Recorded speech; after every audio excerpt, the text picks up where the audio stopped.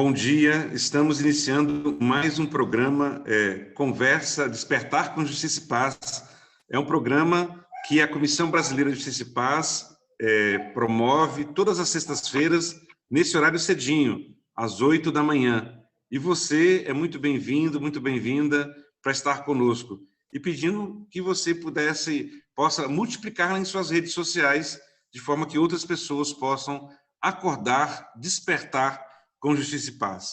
Hoje temos aqui como nosso convidado Dom Reginaldo Andrieta, ele que é o bispo de Jales e o bispo referencial da Pastoral Operária Nacional. Bom dia, Dom Reginaldo. Bom dia, Daniel. Bom dia a todos e todas que nos acompanham. Quero muito contribuir com essa reflexão, ao mesmo tempo aprender também com aqueles que queiram e tenham condições de participar. Isso mesmo. Dom Reginaldo, o nosso programa ele tem se ocupado muito de apresentar cada um dos senhores bispos como homens de igreja, né? Então, o primeiro pedido que eu faço é que o senhor possa utilizar aí de 5 a 8 minutos para dizer como foi esse despertar da sua vocação religiosa ao sacerdócio, depois ao episcopado. Em que momento se deu esse despertar para um compromisso maior com os trabalhadores e as trabalhadoras, com os pobres?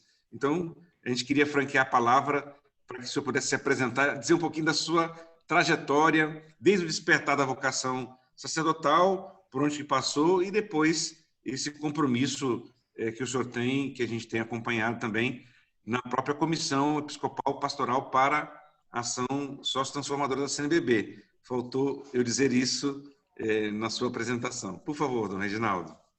Obrigado, Daniel. Bom, você fala de despertar, justamente é o sentido também desta live, e agradeço pelo convite e parabenizo por essa iniciativa, porque realmente todas as instituições e pessoas de bem neste país, despertas, têm que ajudar os demais também a se despertarem.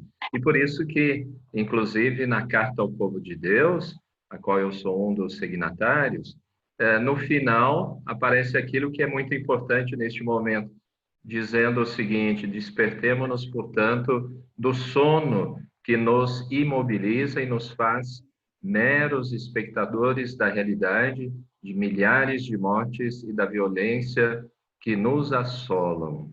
Com o apóstolo São Paulo, alertamos que a noite vai avançada e o dia se aproxima.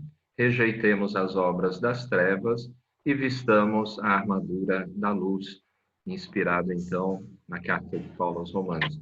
Bom, é com esse espírito de despertar que nos encontramos, e você fala também do despertar da minha vocação, em primeiro lugar, vocação cristã, porque quando batizados, e depois a consciência que adquirimos de sermos batizados, que, aliás, é a única categoria que existe na igreja, de cristãos pelo batismo. As demais funções são ministérios, são serviços. Então, temos a mesma dignidade na igreja e, portanto, a mesma responsabilidade no povo de Deus, e desde o povo de Deus com toda a humanidade, toda a criação, evidentemente. Bom, eu sou de uma família católica, tradicional, do interior de São Paulo, do município de Pirassununga, entre Campinas e Ribeirão Preto, e cresci nesse ambiente católico, e também com a minha participação já muito nova, na igreja. Eu era uma pessoa ainda pequena, 5 anos, e colaborando ali nas atividades litúrgicas da igreja, e surgiu esse desejo. E até cheguei a pedir à minha mãe de eu poder também ser padre. Imagina, então novinha assim, ela disse: mas Puxa, você é muito novo ainda. E já tinha esse desejo. Bom, a vida nos levou à normalidade da infância e da adolescência, mas com um aspecto muito importante. Meu pai marceneiro, trabalhador, família trabalhadora, minha mãe costureira. Eu comecei a trabalhar com ele aos 7 anos de idade, aprendi o ofício de marceneiro e sempre estive conciliando estudo e trabalho, né? Isso marcou a minha vida, né? Justamente desde a infância, o mundo do trabalho. E então conheço de perto essa realidade. E justamente quando estava na faculdade de engenharia, estudando engenharia, já com os meus 18 anos, é que, interpelado pela realidade já social também, porque eu tinha que sobreviver pelo próprio trabalho, dando aulas de alfabetização em bairros muito populares. Então, avançou esse desejo que perpassou toda a adolescência. E aí eu tomei a decisão, então, de deixar a engenharia para entrar no seminário pela Arquidiocese de Campinas. Depois foi criada a Diocese de Limeira, na qual, então, eu me encardinei, né? E, por isso, também estive muito marcado pelo mundo do trabalho. E tanto é que no seminário, trabalhando pastoralmente em favelas, em Campinas, me deparei com as consequências de um mundo do trabalho injusto. Eu me lembro muito bem de conversar com um trabalhador morando no barraco e perguntei como é que ele conseguiu construir aquele barraco. Ele utilizou madeira, né, de entulho, de uma multinacional alemã, que não vou citar aqui o nome. Mas aí eu percebi mais claramente a contradição. Como é possível que um trabalhador de uma multinacional alemã tenha que construir a sua casa com restos de materiais, né, ali jogados, né, na empresa?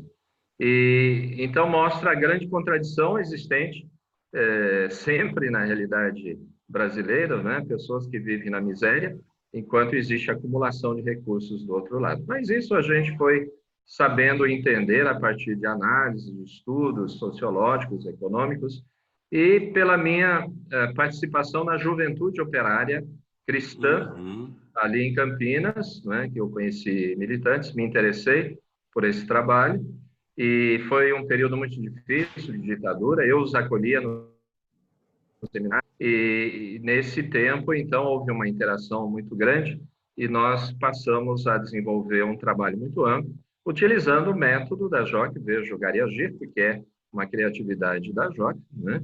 E depois, então, expandindo esse trabalho em toda a região, assumi a assessoria no estado de São Paulo, depois nomeado pela CNBB, com a honra de ter sido nomeado por Dom Luciano Mendes de Almeida, como secretário, então, da CNBB, para a assessoria nacional da JOC. E tem um fato até muito interessante a esse respeito. Em um determinado momento, nós, na coordenação ali em São Paulo, jovens trabalhadores, muito simples, querendo conversar com a presidência da CNBB sobre algumas questões nossas, e pensamos, nossa, vai ser muito difícil irmos até Brasília e sermos recebidos. Então, tentamos agendar, eu liguei, telefonei para Dom Luciano, ele mesmo atendeu ali na região Belém, e perguntou, né, aonde nós estávamos. Eu falei, estamos no Secretariado Nacional da JOC, aqui na Bela Vista, em São Paulo. Ah, eu vou aí. Né? Olha só, ele chegou, nos atendeu, conversamos, ele dava aquelas cochiladas dele, como era de costume, um olhava para o outro assim, se perguntando, mas será que ele está nos acompanhando? Quando a gente parava de falar, ele comentava tudo, né? E ainda ele pediu desculpas porque ele tinha tratado uma questão indígena até às 3 horas da madrugada. Bom, isso revela, né, um testemunho muito bonito, que eu fico muito feliz de partilhar aqui. Então, assumindo a assessoria nacional da JOC, eu pude conviver também com o ambiente da CNBB, frequentando Brasília, fazendo propostas, trabalhando junto com a Pastoral Operária, o Valdemar Rossi, que é tão conhecido, né? Nós defendendo juntos o tratamento da temática do mundo do trabalho pela CNBB, e conseguimos muito isso, tanto é que tivemos 2 campanhas da fraternidade sobre o mundo do trabalho, né? E também, né, a primeira Semana Social Brasileira, em 1991, foi sobre a temática do trabalho, né? Então, creio que colaboramos muito na história da CNBB, no tratamento dessa questão do mundo do trabalho, de modo especial a realidade do trabalho no mundo urbano, né, que é a nossa especificidade também, Mas aí eu assessorei também a Juventude Operária Católica na Argentina, ajudando a reconstruir, porque tinha sido quase dizimada, inclusive um militante operário da Argentina, Pepe Palacios, havia sido desaparecido. Ele era assessor leigo da Juventude Nossa. Operária Cristã Internacional, né? Acompanhei jovens que ele acompanhou, né? Retomando todo o trabalho lá.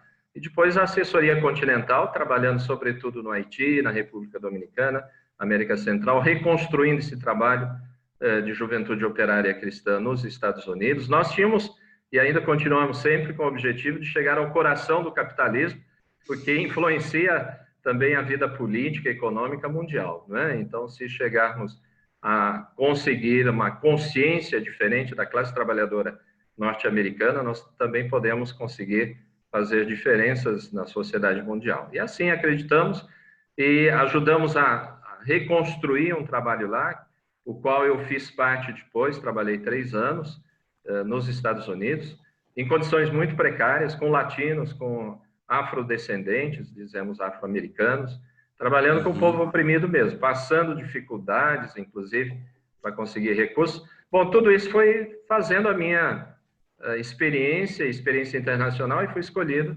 para ser o assessor mundial da Juventude Operária Cristã, residindo então na Bélgica, trabalhando por 6 anos na assessoria mundial. Nós tínhamos um secretariado que repartíamos os continentes. Eu trabalhei, sobretudo, no continente africano durante 6 anos e desenvolvi uma tese de doutorado que finalmente eu não pude concluir ao nível de doutorado, mas foi de mestrado avançado, a respeito da formação militante de jovens trabalhadores e trabalhadoras. A experiência da própria JOC como uma contribuição para um projeto de formação de militantes, sobretudo de novas gerações, aqui no Brasil. Regressando ao Brasil, em 2009, assumi uma paróquia, diretor de um centro de capacitação profissional de adolescentes em Americana, perto de Campinas. E aí o Papa Francisco me encontrou, não sei como. Então, solicitou também isso. Aliás, muitas pessoas me cumprimentavam na época, eu dizia, olha, vocês não sabem o que isso significa. Né? E na primeira missa que eu celebrei, eu disse assim, com todo respeito a vocês que estão me cumprimentando, eu quero dizer que eu fui rebaixado. Por quê? É verdade, mas é verdade, eu tenho isso no coração, porque o Cristo, né, se rebaixou para lavar os pés dos seus discípulos e pediu que fizessem o mesmo.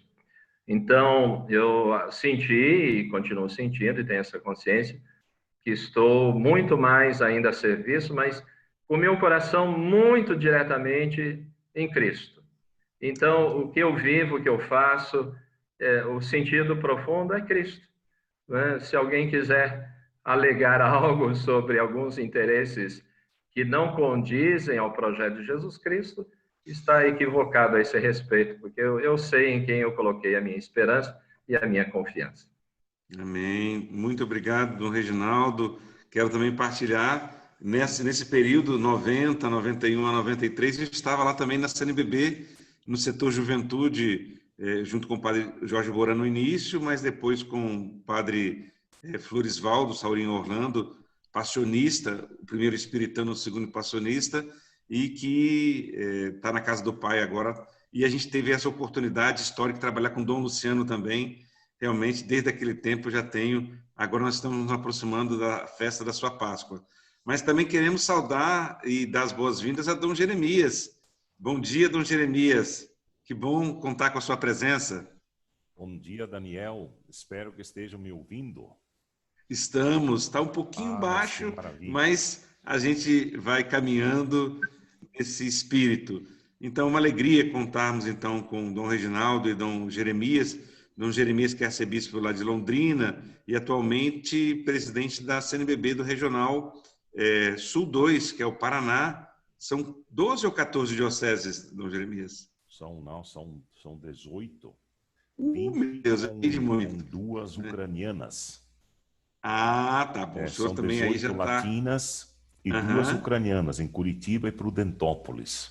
Opa!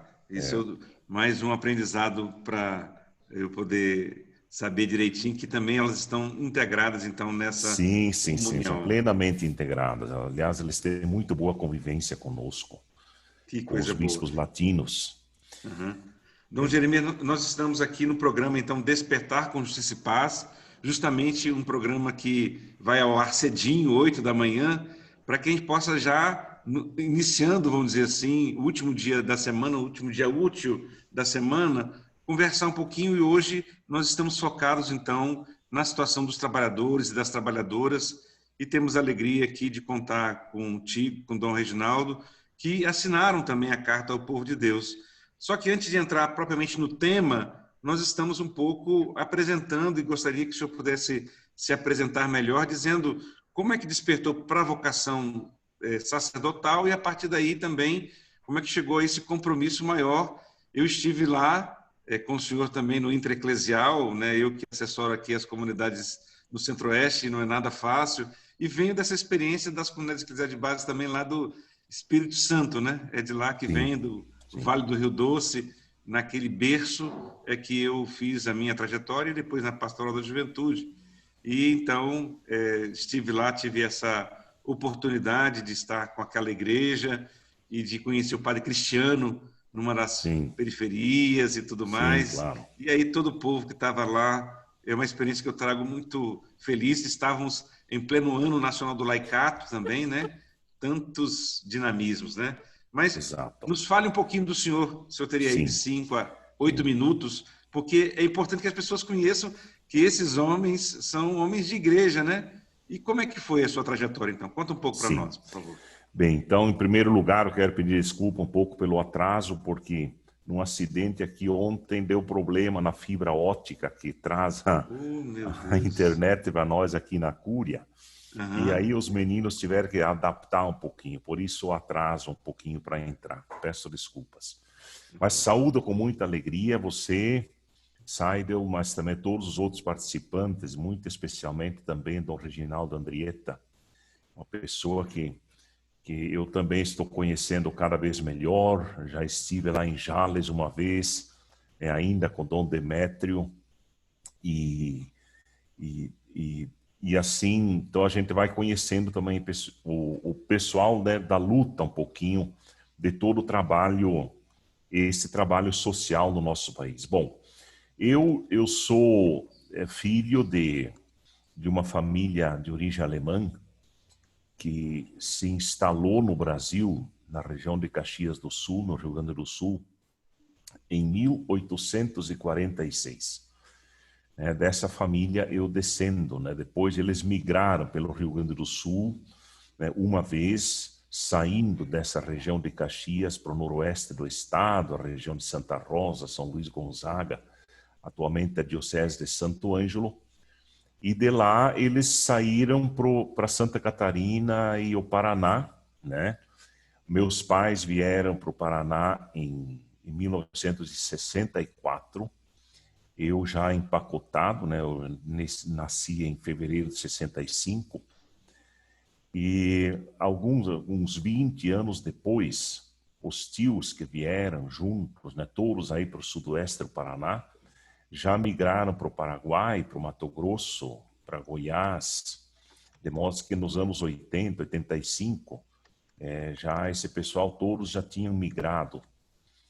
E o meu pai permaneceu no mesmo lugar onde eu nasci e me criei.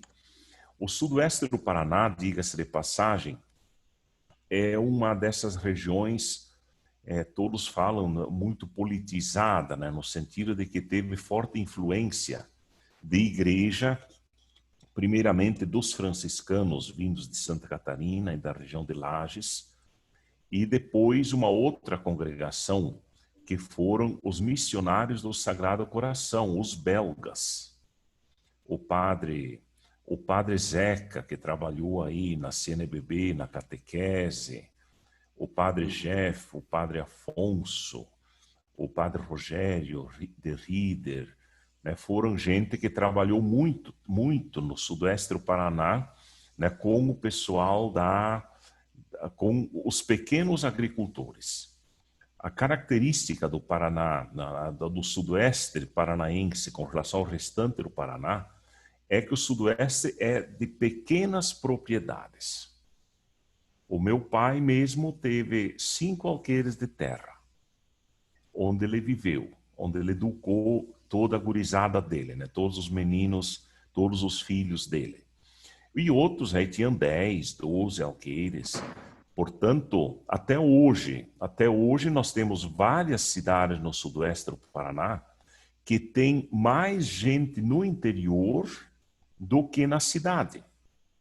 Por exemplo, Enéas Marques, é isso aí, Salto do Lontra, e mesmo Sulina, que é a minha terra, né, também tem mais gente praticamente no interior do que na cidade. Só que esse interior é produção de frango, é produção de gado, é produção de leite, é produção de soja. Portanto, um pessoal que vive. Agora mesmo nesse tempo de pandemia, o pessoal lá está tranquilo, né? Porque eles trabalham com o básico, né? Produzindo leite, produzindo carne, produzindo verdura, essas coisas todas. Então, foi nesse bojo que eu nasci e nesse estilo de igreja muito envolvida com o povo, né? No sentido de estar muito presente nas lutas, né? do povo, né? Inclusive na organização social, assim por diante. Foi aí que nasceu a minha vocação, né? E eu estudei em Palmas, aqui mesmo no Paraná, onde fiz, então, filosofia, essas coisas, e depois a teologia fiz em Florianópolis, que para mim foi uma outra escola muito interessante, onde eu tive muita convivência com pessoas como o padre Ney Brasil Pereira, o padre Evaristo de Biasi, o padre Vitor Feller, né, que está muitas vezes aí na CNBB. Quem mais aí? O próprio Dom Murilo Krieger foi meu professor em Florianópolis. Dom Orlando Brandes, que depois eu vim suceder aqui em Londrina, foi também meu professor. O Kestering, né, que está acolhendo o próximo intereclesial, foi meu professor também de catequética em Florianópolis, né?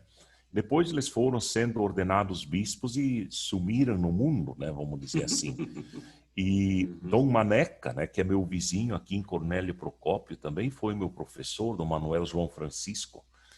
Então, com esse pessoal que eu cresci, né, essa ideia de igreja muito presente, né?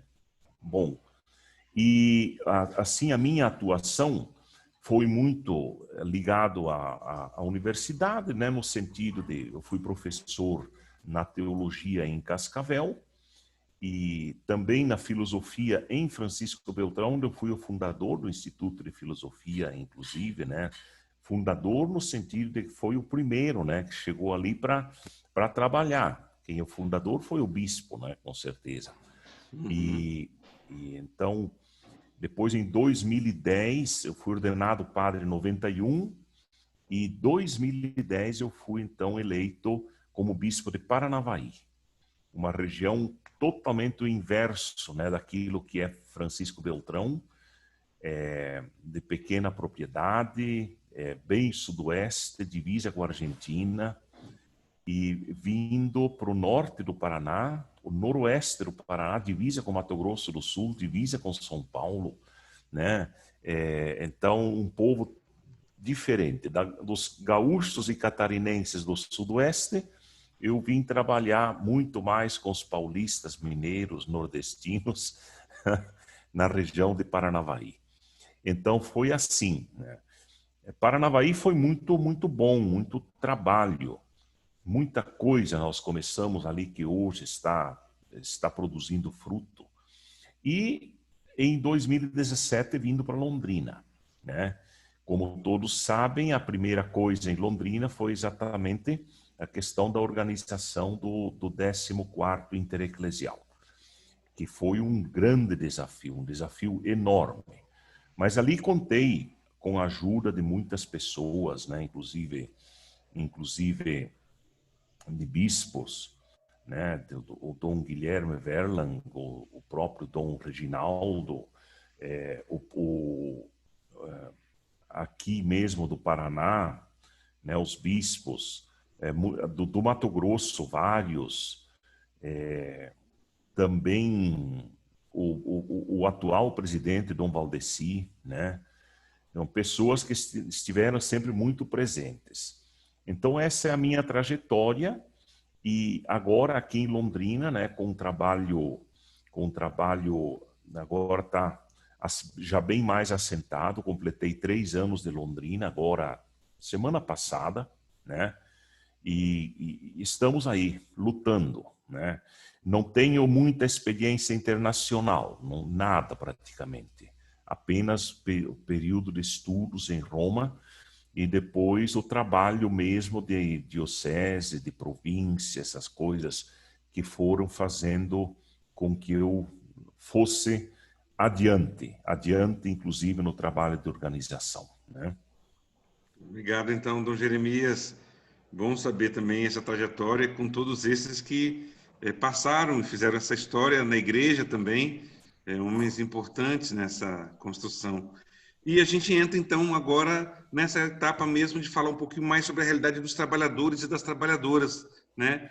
Dom Reginaldo, como falava dessa questão mais dos trabalhadores urbanos, eu queria que o senhor pudesse explicitar um pouco, Dom Reginaldo, como é que tem sido a avaliação de vocês, a avaliação do senhor também na pastoral operária, e depois, em seguida, a gente também pergunta a Dom Jeremias como é que ele está vendo toda a situação, já que ele tem essa origem também, se tem essa informação a respeito dessa situação, como que em cada um desses lugares estão sendo feitas ações também nesse enfrentamento a essa realidade que está tão difícil e desafiadora para todos nós.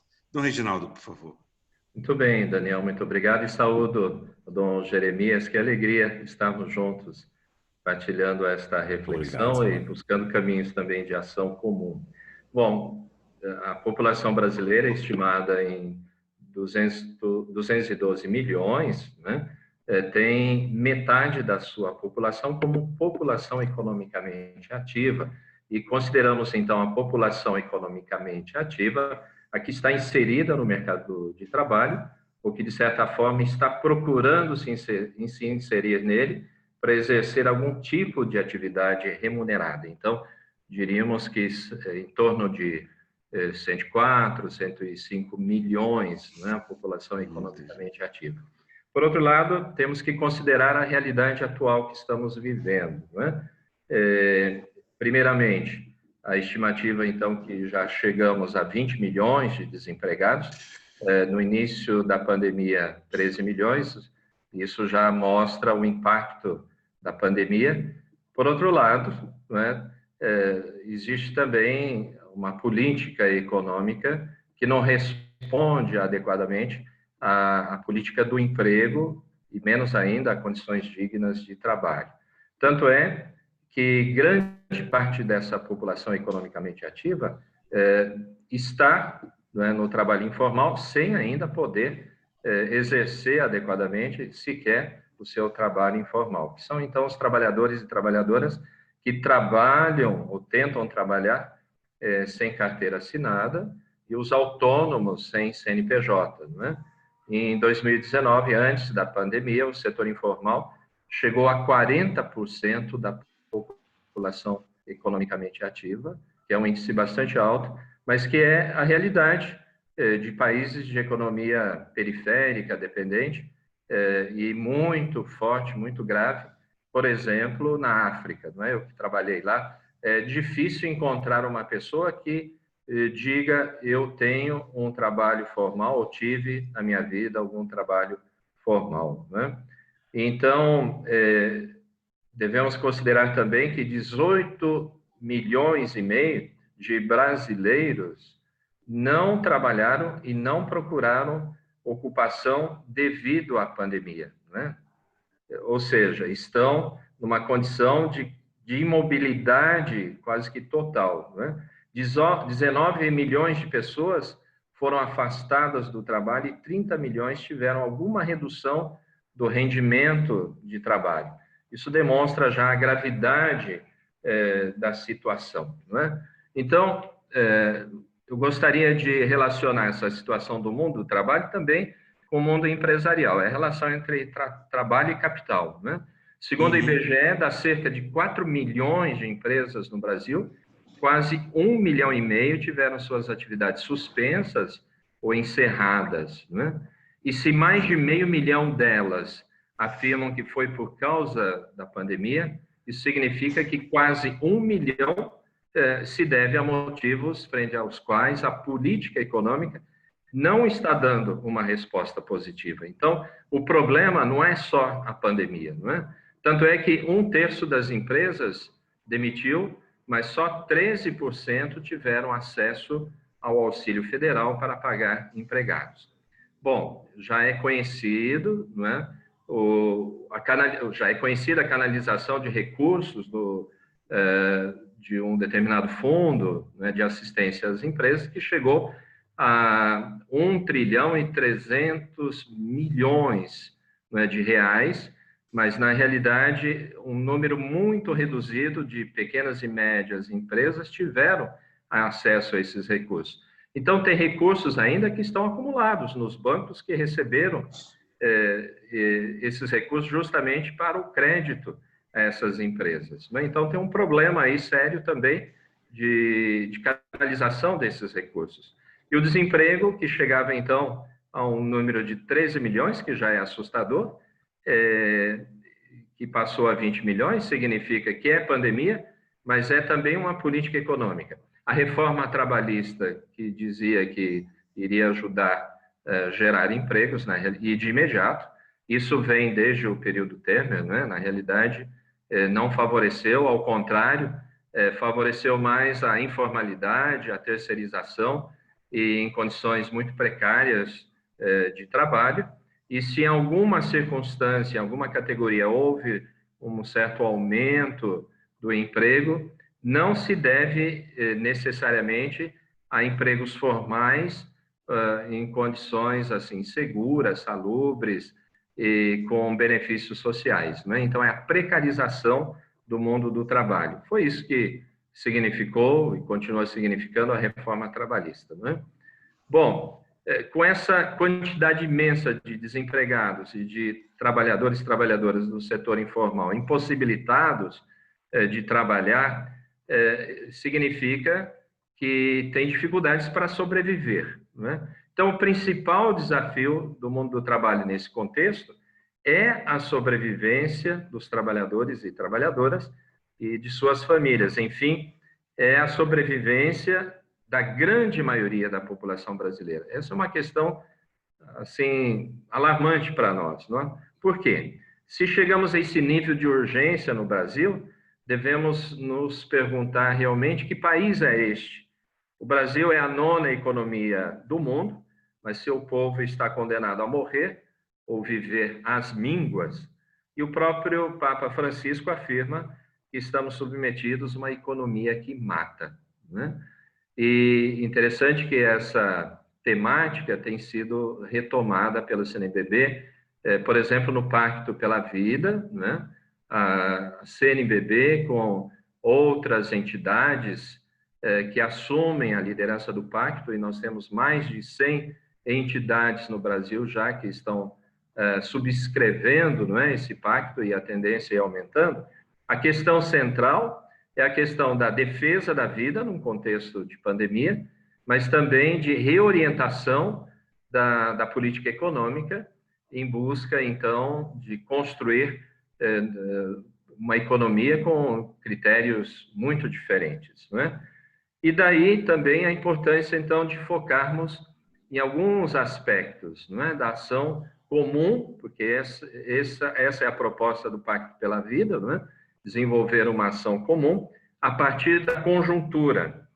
Em primeiro lugar, se trata de sobrevivência e a responsabilidade que o Estado tem da partilha de recursos, porque existe uma economia potente, os recursos existem, inclusive fundos, não é, de reserva que ficaram, né, de outros períodos da gestão do governo federal, e que devem ser utilizados adequadamente para salvar vidas.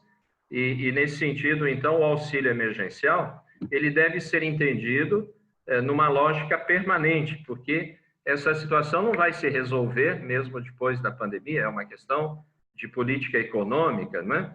Então, a renda mínima permanente é uma questão importante nesse contexto desse tipo de sistema econômico, né? Então, tornar-se uma política de Estado, né?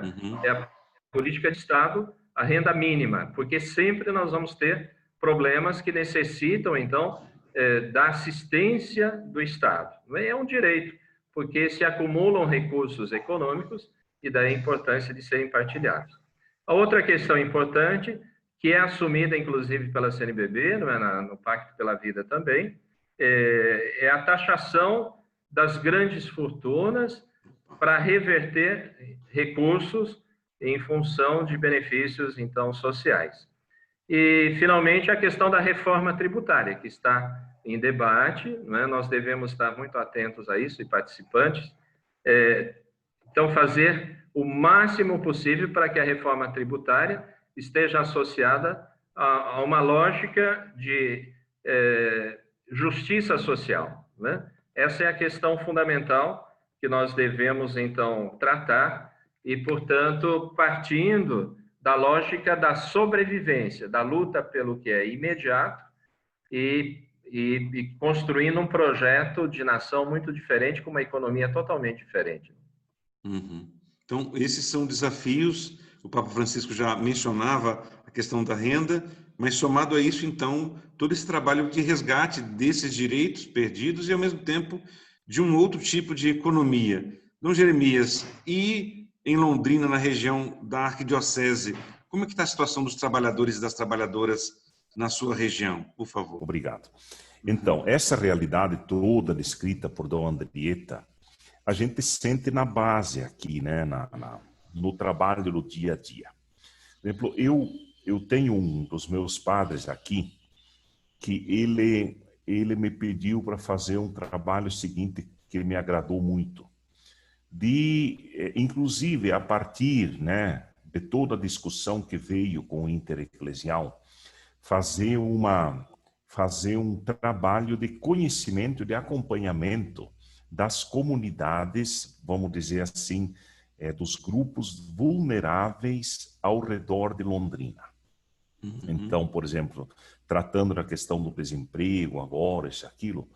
Então, ele me conta que, por exemplo, assim, como está aumentando dia por dia o número de pessoas nessas comunidades, né, que tem precariedade de moradia, né?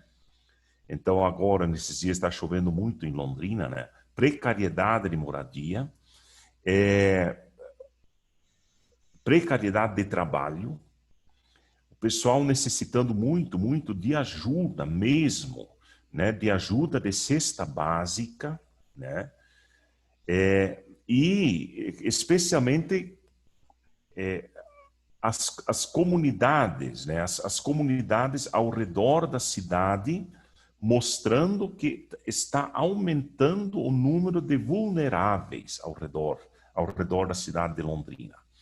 Eu não sei se vocês conhecem aqui, né, mas Londrina, a cidade tem em torno de 600 mil habitantes. Mas a região metropolitana, que são 26 municípios, é um pouquinho mais de 1 milhão de habitantes. Uhum. Então, veja, nas periferias das grandes e médias cidades, é visível crescente os bolsões de pobreza e miséria. A precariedade, as dificuldades no acesso às políticas públicas, como moradia, né, a questão do saneamento básico, segurança, transporte, educação, com ausência da presença efetiva do aparato do Estado, né, equipamentos, serviços, agentes públicos, as comunidades tornam-se cada vez mais refém dos poderes paralelos, né? E milícias. Para exemplificar, podemos pegar como referência Londrina, tida como uma cidade rica, né? Londrina, né? A questão do agronegócio. A imagem que se tem no Brasil, né? Exatamente. uma cidade rica, desenvolvida, com sua influência sociopolítico-econômica, né? Porém tem um déficit habitacional de mais de 60 mil moradias, né? Com sua influência, aliás, de 1 milhão de habitantes, né? Que são mais de 1 milhão de habitantes. Tem no território mais de 60 ocupações urbanas irregulares, no total de 5 mil famílias, totalizando 20 mil moradores, vivendo nessa não cidade, entendeu? Então, eu estou aqui falando um pouquinho, inclusive, daquilo que se viu no Intereclesial. Temos mais de 1.000 pessoas vivendo em condição nas ruas, né? E isso, por exemplo, agora, durante a pandemia, inclusive a Arquidiocese, nós colocamos à disposição parte das casas aqui, né? Por exemplo, casa de formação, para um trabalho com a prefeitura, com o CRAS, para acolher esses moradores. Então, bastante gente foi acolhida, né? Além de um sem número de comunidades regularizadas, mas com submoradias precárias, né? Construções insalubres, sem saneamento e outras condições dignas de atendimento e serviço. Então, fora aquelas pequenas cidades ao redor de Londrina, com 5, 10 mil habitantes, né?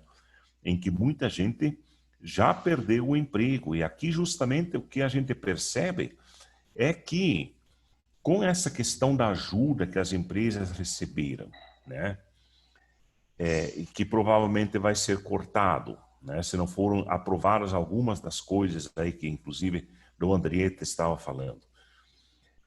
Se estamos com 20 mil desempregados agora, esse número vai subir, né? A necessidade vai crescer muito nos próximos meses ainda, porque o resultado da pandemia ainda está por vir, né? Grande parte, né, desse resultado, dessa influência nefasta, né, especialmente sobre essa questão da organização da economia, do trabalho, da renda, assim por diante. Então, essa questão da vulnerabilidade ao redor das cidades está crescendo muito. E, diga-se de passagem, aqui no Paraná, como um todo, nós temos muitos hostais frigoríficos, né? Abatedouros de frango, abatedouros de suíno, perus, né? E em muitas cidades tem sido ali o vetor de transmissão de vírus, né? Por exemplo, Toledo foi um desses exemplos, que não tinha praticamente. De repente, dentro do frigorífico, que é um dos maiores, né, aqui da região sul, de repente, assim, mais de 1.000 casos. Nossa. Aqui mesmo na região de Londrina, Jaguapitã, também tem, né? Também ali, né, foi um desses vetores de transmissão. Por conta do estilo do trabalho, né? Do tipo do trabalho. E depois, entre muitas cidades, então Jaguapitã, por exemplo, tem um frigorífico, mas vem gente das cidades de perto, né? Centenário do Sul, vão até de Rolândia, vão de outras cidades e foram levando, né, a infestação, digamos, né? Nossa. Então, uma situação bastante difícil. Vamos ver como isso tudo agora vai se desenvolver, né? Obrigado, Dom Jeremias. A gente está aqui acompanhado do professor Pedro Gontijo, foi membro da nossa Comissão de Justiça e Paz, a Patrícia Cabral, lá de Manaus, também nos acompanha, e o Zé Márcio, da Comissão Local, aqui também, estão apreciando muito toda essa abordagem, tanto nas questões mais nacionais, que Dom Reginaldo está trazendo, como nas questões concretas desse dia a dia da região, e justamente essa visão integrada, integradora, que a gente tem buscado nos programas Despertar com Justiça e Paz, todas as sextas-feiras, às 8 horas da manhã, e a gente convida todos aqueles e aquelas que estão nos assistindo para multiplicarem o link para que outras pessoas também, e depois o programa fica gravado e podem ser, então, acompanhado. A nossa ideia é que tenhamos justamente todo esse material para a formação de novas comissões de Justiça e Paz. Eu aproveito para fazer o convite aí Dom Jeremias, Dom Reginaldo, tínhamos uma comissão antiga de Justiça e Paz aí, que pudesse também estar sendo reabilitada para colaborar na missão. E é nesse sentido que vai a minha pergunta agora, justamente, né? Diante desse quadro, né? Nós já estamos avançados um pouco na nossa hora, como que a gente pode fazer, enquanto igreja, enquanto pastoral operária, enquanto conjunto das pastorais sociais, enquanto sociedade, né? Quais são as medidas concretas, algumas começaram a ser mencionadas, no sentido mais estrutural do enfrentamento e dessa relação entre capital e trabalho, mas também no sentido desse apoio aos trabalhadores e às trabalhadoras, e tem todo o desafio também da própria organização sindical, né? Como é que os senhores veem também a inspiração do Pacto pela Vida, da Carta ao Povo de Deus? Como é que tudo isso pode colaborar? Por favor, Dom Reginaldo. Olha, em primeiro lugar, o senso de unidade, né? É um valor do Evangelho fundamental. Afinal, o plano de salvação de Deus é a reconciliação entre todos os seres humanos, né? Salvação de Deus se realiza quando os seres humanos se entendem, se unem em favor do projeto comum de humanidade e o cuidado com a casa comum também, não é? Então, com essa perspectiva, nós temos que ir criando entendimento e, portanto, o diálogo social. Existem muitos preconceitos e muita dificuldade para se implementar esse diálogo por uma série de razões, e estamos numa nova cultura que facilmente as pessoas fazem comentários e acusações sem entender, né, corretamente o que está se passando. E muitas vezes a igreja também, em alguns dos seus pronunciamentos, não consegue se fazer entender. Então, nós temos que ir fazendo um caminho realmente muito pedagógico, e aí existe um projeto educativo, né? Quando falamos de uma ação comum, em primeiro lugar, é uma ação educativa, que permite fortalecimento de vínculos com esse projeto de formação, inclusive das novas gerações, porque a formação da consciência começa na infância, perpassa a adolescência, a juventude, então nós temos que formar novas gerações. E pode ser que aí o que a igreja deixou de fazer convenientemente, tanto é que novas gerações aderindo também a projetos que não condizem, né, com aquilo que é o projeto de Deus na realidade histórica que nós estamos vivendo. Então, essa dimensão do diálogo, não é? Portanto, do entendimento, da ação comum, da ação educativa, e perpassa tudo, não é? Toda a nossa atitude. O diálogo que nós fazemos no cotidiano tem que ser realmente de diálogo, e não querer passar uma consciência sem que a pessoa consiga realmente refletir a respeito daquilo que ela está mesmo vivendo e a maneira que está pensando. Então, essa atitude pedagógica, que é uma atitude evangelizadora permanente. Só que perpassa, então, práticas também, não é? Porque a prática é que gera a reflexão também. Então, práticas comuns. Eu penso que todas as entidades, não é? A começar pela própria igreja, nós temos que desenvolver a primazia da praxis, né? Que implica a prática refletida, portanto, também ações inteligentes. O que é uma ação inteligente? É uma ação coletiva. Não existe a inteligência individual, simplesmente. Existe a inteligência coletiva. Quanto mais tivermos entendimento e projetos comuns, mais a nossa ação ela é coletiva. Portanto, essa convergência, a começar, né, por aqueles que estão sofrendo mais as consequências, porque esses que querem mudanças, né? E é o que está acontecendo no Brasil. O Brasil tem uma força muito grande da sociedade civil organizada. Eu que trabalhei na África, fazendo uma comparação, inclusive, eu sempre dizia, eu quero retornar ao meu trabalho na África, justamente para, não eu sozinho, senão com toda uma experiência também, pessoas da América Latina que vivem fortemente a organização da sociedade civil, e existem contextos em que a sociedade civil é muito fragilizada e, por isso, se vive também a realidade de um Estado sem direitos, não é? Não o Estado de Direito, mas tudo é muito precário, a participação popular, a organização da sociedade civil e na vida política também. Então, nesse sentido, é que a sociedade brasileira ela tem um potencial muito grande, mas então tem que confluir esforços. O Pacto pela Vida é isto. Eu mesmo estou também intermediando, em nome da CNBB, um diálogo com as centrais sindicais, né? Uhum. Dom Valdeci e o Frei Douto também, que é da Comissão Episcopal Pastoral para a Ação Sociotransformadora, é o diálogo com as centrais sindicais. Só que as centrais sindicais hoje representam, sobretudo, o setor formal, né, do mundo do trabalho. E eles reconhecem isso, esse limite, com esse desafio, então, de trabalhar também e organizar o setor da informalidade e, sobretudo agora, a grande mobilização de desempregados e desempregadas. É um desafio muito grande.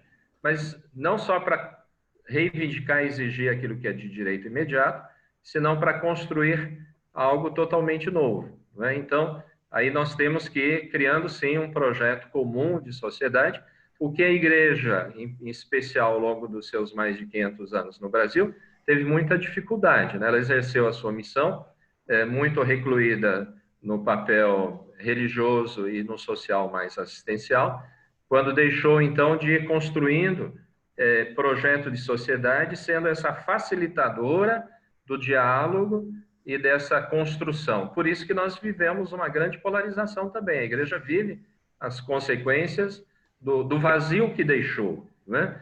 E vocês sabem que se a igreja não é proativa, ela sofre as consequências. Ela não está simplesmente sendo, na cultura atual, jogada de escanteio, senão jogada para fora do estádio. É isso que acontece numa sociedade que se seculariza, porque não tem um papel, muitas vezes, protagônico da igreja. A igreja se reclui no religioso e deixa de viver, não é, a essência da sua missão, que é permear todas as realidades com os critérios do Evangelho. Não se trata de fazer confessionalismo, senão de permear a realidade com os critérios, não é? E nesse sentido, então, temos muito que trabalhar em conjunto, interligando iniciativas, gerando reflexão e entendimento, e eu confio muito nisso. Nós estamos reconstruindo o novo. O Brasil tinha perdido isso, porque nós passamos a fazer confiança num projeto de governo no Estado e deixando de lado bastante a responsabilidade coletiva na formação e organização das novas gerações. Esse desafio agora está muito mais claro para nós. E toda essa consciência crítica na iniciação à vida cristã tem que ser parte da nossa evangelização desde da vivência própria em cada comunidade. E o senhor, Dom Jeremias, como é que percebe o que a igreja pode fazer nessa situação em relação a essa situação dos trabalhadores e trabalhadoras? Por favor. Bem, então, acompanhando aí a exposição, a reflexão do Dom Andrietta, né, eu vejo também assim a dificuldade que nós temos hoje de falar, de conseguir falar, de expor o que é a doutrina social da igreja. Aliás, né, esse preconceito grande, né, contra a doutrina social da igreja, até já contra o próprio nome. Eu queria contar uma experiência que nós tivemos. Nós fomos praticamente o único grupo, eu acho que 2, 3 grupos que fizemos a visita ad limina, né? Esse ano, ainda no mês de fevereiro, nós partilhamos essa dificuldade com o Santo Padre. Essa dificuldade de conseguir falar mais, né, da questão da doutrina social da igreja, dificuldade, o preconceito, e também das novas gerações, inclusive do clero, assim por diante, que não partilha, parece que não partilha dessa realidade, desses problemas todos. E então perguntamos como é que nós poderíamos fazer para que novamente pudéssemos voltar a falar com mais aderência, né, na sociedade de hoje sobre essa realidade. O Papa acha que é uma questão de metodologia, né? Então, se você não pode usar o termo doutrina social da igreja, diz ele, usem o termo igreja e sociedade, igreja e sei lá, e economia, ou como agora, como ele mesmo está falando agora nesses pactos todos, né, de economia de Francisco, para lá e para cá, tentando falar, mas na realidade o que ele está falando? É doutrina social da igreja. Esse pacto mesmo pela vida, ele está se apresentando com uma linguagem, digamos assim, diferente. Eu acho que ele tende a dar certo por conta disso, né? E a organização, aqui a gente vê como ela se dá bastante ao redor de modelos, digamos assim.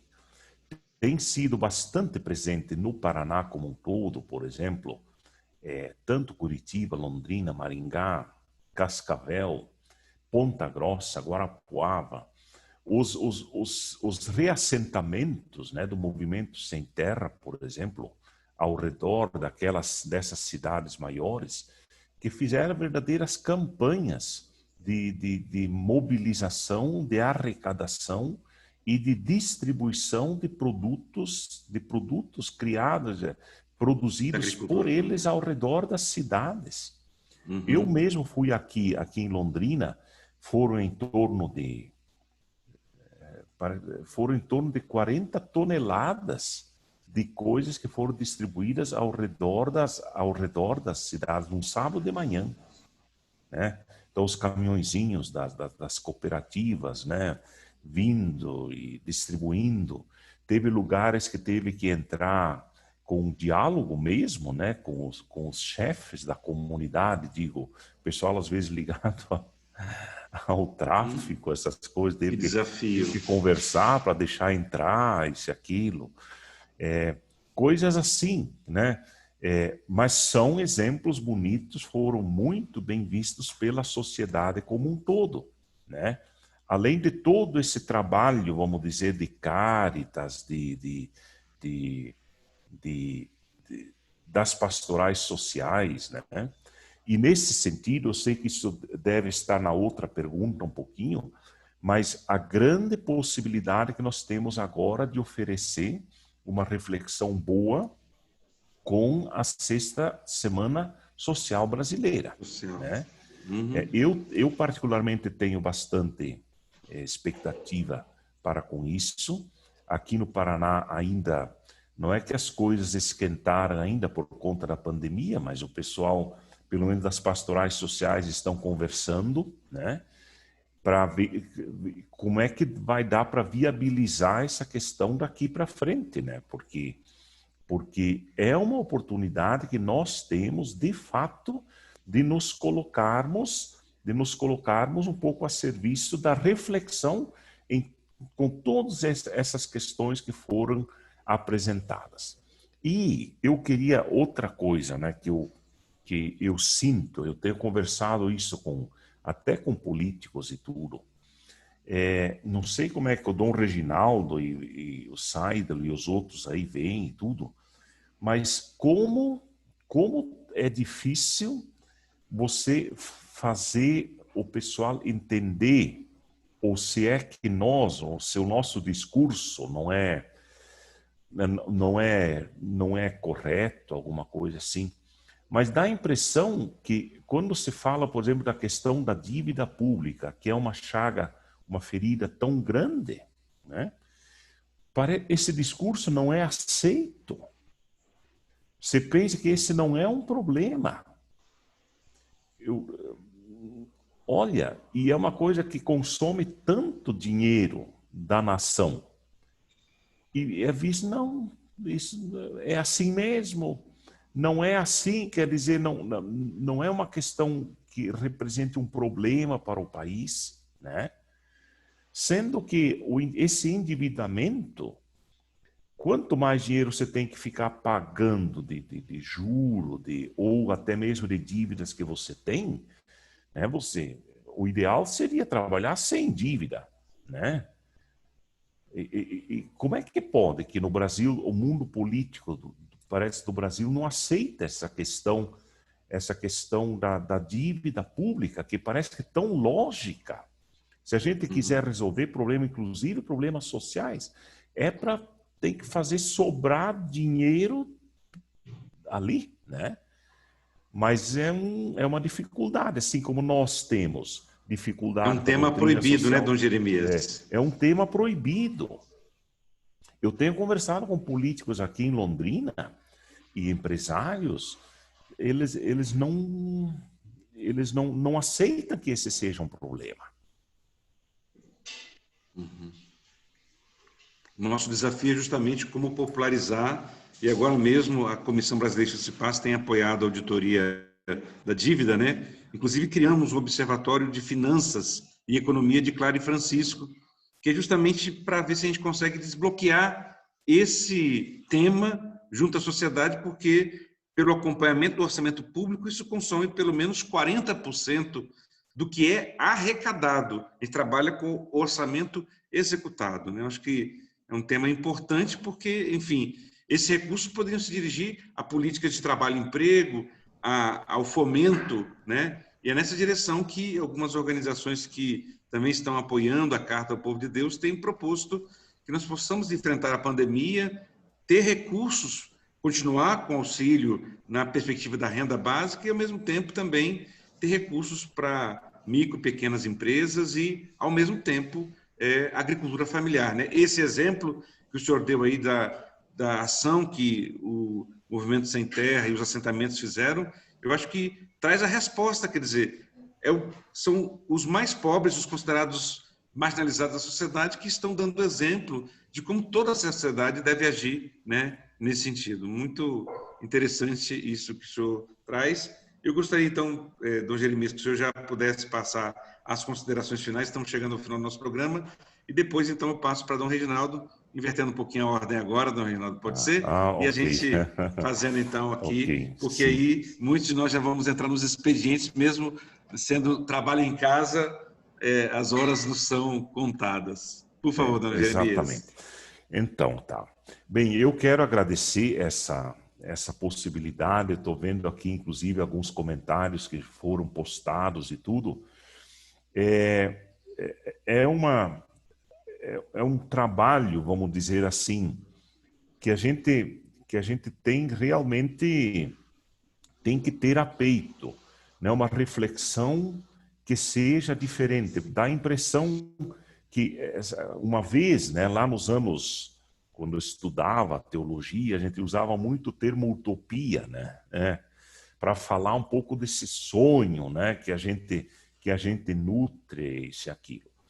E eu ainda queria partilhar, né, o quanto, por exemplo, é feito hoje pela Caritas, pelas pastorais sociais, as dioceses como um todo, todas elas têm se movido muito, né, nesse sentido. E uma outra coisa que me parece um problema também nessa questão, vejam, hoje, tendo em vista a questão do desemprego, assim por diante, a gente vê o que é que está realmente movendo a economia. São os R$ 600. Isso. É dinheiro do povo que está sendo, claro, distribuído para o povo, assim por diante, pelo menos para poder viver. Mas os empresários, meus caros, não estão investindo. Estão segurando, né? Então,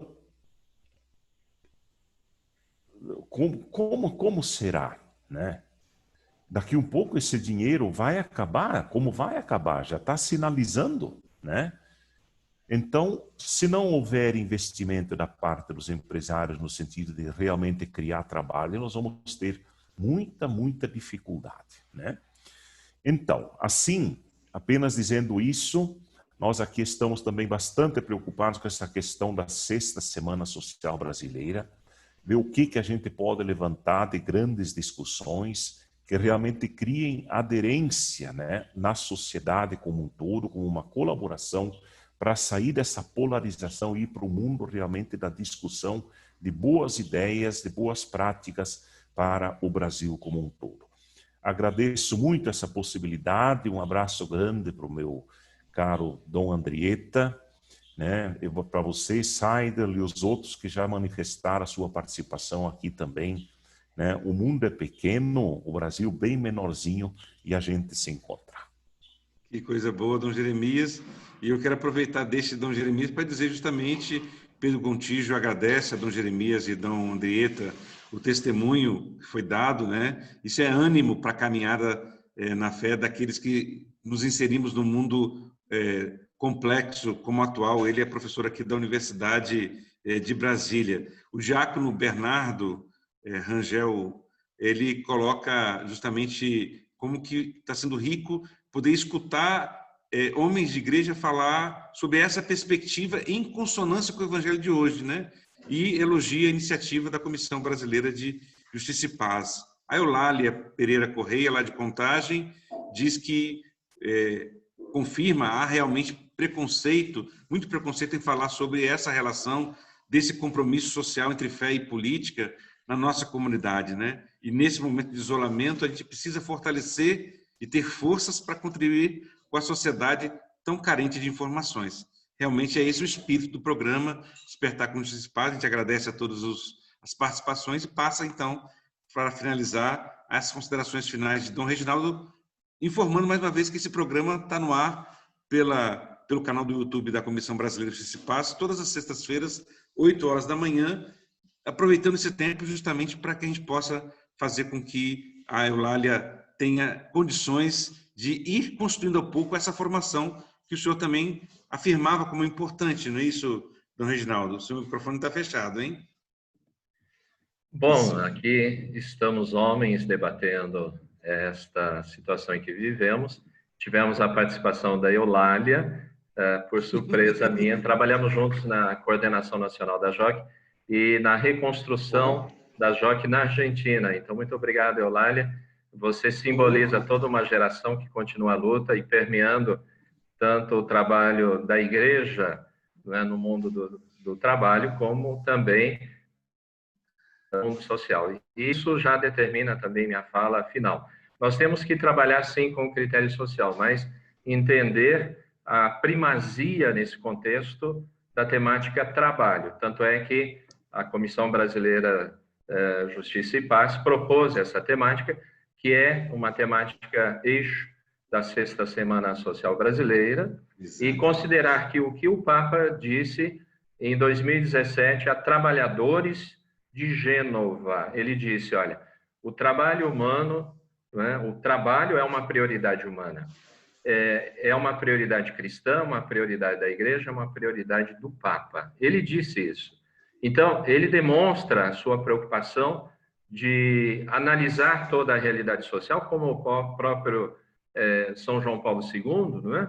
Utilizando essa chave do trabalho para interpretar a realidade social, portanto, para atuar na realidade social. Então, o grande desafio que nós temos como igreja e todas as organizações da sociedade civil, de saberem tratar convenientemente a temática do trabalho, que eu não vejo ainda, inclusive ontem reunido com a coordenação nacional da Pastoral Operária, num amplo trabalho formativo, eu assessorava sobre metodologia e resgatando princípios muito importantes da contribuição histórica da Juventude Operária Católica. Então, aí houve uma pergunta nesse sentido, que está sempre presente, mas a igreja institucional está assumindo realmente a sua ação frente ao mundo do trabalho ou está relegando a nós, que somos desconhecidos, desprezados, desvalorizados e temos que, com pouquíssimos recursos, nos virar para agir no mundo do trabalho e depois a igreja faz um discurso a esse respeito, mas na realidade somos nós que estamos assumindo. Então, um apelo que é feito, e repercuto aqui, né, de militantes do mundo do trabalho a serem melhor conhecidos, reconhecidos, apoiados, assumidos, as suas organizações assumidas, senão fica uma contradição, né, entre o discurso e aquilo que realmente se faz. Então, eu agradeço também a Dom Jeremias por ter abordado essa temática da dívida pública, porque é uma temática recorrente nos últimos tempos, né? Tanto é que no Ano Nacional do Laicato, apareceu ali como um dos legados, né? Uma ação contundente a esse respeito, e não vimos tanto progredir nesse sentido, né? Então, reaparece essa temática agora na Semana Social Brasileira, quem sabe, né, para gerar também uma ação muito concreta, como todas as Semanas Sociais Brasileiras geraram, ações concretas, né, impactantes na realidade. Está aí um exemplo de possibilidade de nós nos unificarmos como sociedade civil e todas as organizações do Brasil focando nessa temática. Mas eu concluo fazendo referência a esse quadro aqui de fundo, dos indígenas do Equador, onde eu morei, desde onde eu trabalhei continentalmente, e aqui tem um povoado simples, humilde, no meio das montanhas, uma igrejinha no meio, mas representando também a cultura ancestral de nosso continente, massacrada, e que nós não podemos desconsiderar, porque eles trabalham também à sua maneira, cuidando da natureza, o que nós, no mundo urbano, muitas vezes não sabemos fazer. Então, vamos mudar de paradigma do entendimento também do trabalho. O trabalho tem que ser, além de realizador, portanto, também em condições dignas, ele tem que ser permeado de significação, e justamente na subjetividade que está implícita a realização do ser humano pelo trabalho, né, está implícita também a espiritualidade. O meu pai trabalha, eu também trabalho, assim disse Jesus. E a nossa obra é a obra de Cristo, né? Ele que doou a sua vida até o fim, nos convida a nos doarmos também. E se temos, então, o título de dom, né, justamente para mostrar que todos os seres humanos são um dom de Deus, e nós devemos ser dons de Deus, uns para com os outros, construindo uma sociedade, portanto, que corresponda ao plano de amor de Deus. Uma bênção e um abençoado, então, dia e final de semana a todos vocês. Muito obrigado. Realmente, Dom Reginaldo e Dom Jeremias foram dons para nós aqui hoje no programa. E eu queria concluir chamando e convidando para a próxima sexta-feira, às 8 da manhã, e dizer que a Eulália Pereira Correia agradece, né, as falas de encorajamento, e a Aparecida de Souza Lopes traz, então, toda a resistência aí do Quilombo no sul de Minas Gerais, que sofreu um terrorismo de Estado.